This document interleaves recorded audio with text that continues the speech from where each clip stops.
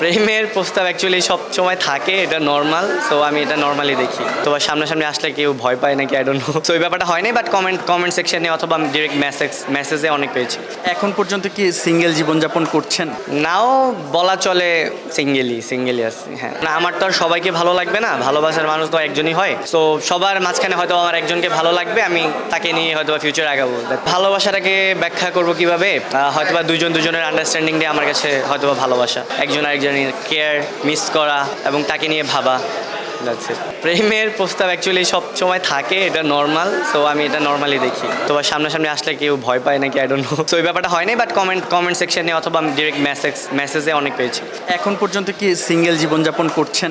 নাও বলা চলে সিঙ্গেলই আছি। হ্যাঁ, না আমার তো আর সবাইকে ভালো লাগবে না, ভালোবাসার মানুষ তো একজনই হয়। সো সবার মাঝখানে হয়তো আমার একজনকে ভালো লাগবে, আমি তাকে নিয়ে হয়তো ফিউচার আগাবো। ভালোবাসাটাকে ব্যাখ্যা করবো কিভাবে?